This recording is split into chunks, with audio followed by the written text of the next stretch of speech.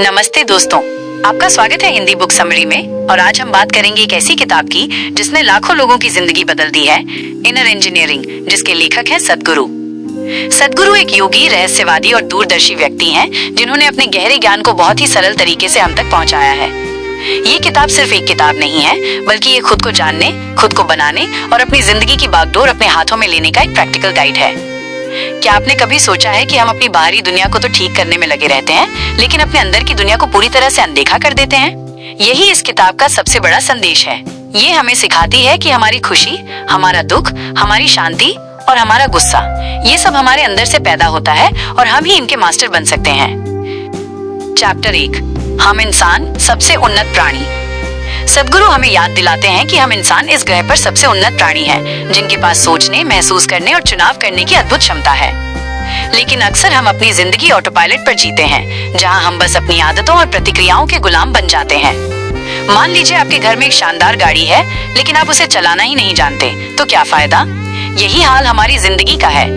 हमें ये शरीर और मन मिला है, जो एक शानदार मशीन की तरह है, लेकिन हम इसका सही इस्तेमाल करना ही नहीं जानते। सीख, हमें ये समझना होगा कि हम सिर्फ एक शरीर और मन नहीं है, बल्कि उससे कहीं ज्यादा हैं। हम अपनी जिंदगी के ड्राइवर खुद हैं। चैप्टर 2, खुशी का विज्ञान। क्या आपको लगता है कि खुशी किसी बाहरी चीज पर निर्भर करती है? सद्गुरु कहते हैं कि खुशी एक बाहरी घटना नहीं है, बल्कि एक अंदरूनी अवस्था है। ये ठीक वैसे ही है जैसे एक फूल को खिलने के लिए बाहर से पानी नहीं चाहिए, बल्कि वो अपनी जड़ों से पानी सोखता है। इसी तरह हमारी खुशी भी हमारे अंदर से ही आनी चाहिए।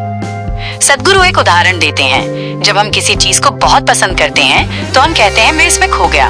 इसका मतलब ये है कि जब हमारा ध्यान बाहरी चीजों से हटकर किसी एक काम पर लगता है, तो हम शांति महसूस करते हैं। सोचिए, अगर आप बिना किसी वजह के खुश रहना सीख जाएं, तो क्या आपकी जिंदगी पूरी तरह बदल नहीं जाएगी?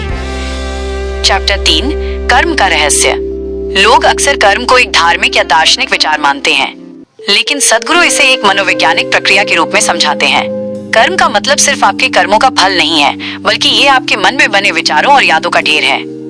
सद्गुरु बताते हैं कि हमारा मन एक फाइलिंग कैबिनेट की तरह है, जहां हर अनुभव, हर विचार, हर भावना जमा होती रहती है। यही कर्म हमारे भविष्य के अनुभव और प्रतिक्रियाएं तय करता है। सीख, अगर हम अपने मन को साफ रखना सीख लें, तो हम अपने भविष्य को भी बेहतर बना सकते हैं। चैप्टर 4, शरीर, मन और ऊर्जा का संबंध।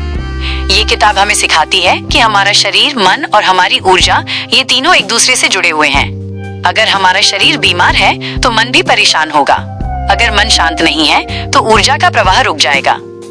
सद्गुरु कहते हैं कि हमें सिर्फ अपने शरीर को ही नहीं, बल्कि अपनी ऊर्जा को भी सही से मैनेज करना सीखना चाहिए। योग और ध्यान इसी काम के लिए सबसे बेहतरीन टूल है। ये हमें अपनी ऊर्जा को सही दिशा में लगाने में मदद करते हैं। सोचिए, क्या कभी आपने ऐसा महसूस किया है कि जब आप बहुत शांत होते हैं, तो आपके शरीर में एक अलग ही तरह की ऊर्जा महसूस होती है? दोस्तों, इनर इंजीनियरिंग हमें सिखाती है कि खुशी, शांति और सफलता बाहर नहीं, बल्कि हमारे अंदर छिपी हुई है। ये किताब हमें अपनी जिंदगी के सॉफ्टवेयर को रीबूट करने और खुद को एक नए तरीके से डिजाइन करने का मौका देती है। सबसे बड़ी सीख यही है कि हमारी जिंदगी 100% हमारी अपनी क्रिएशन है।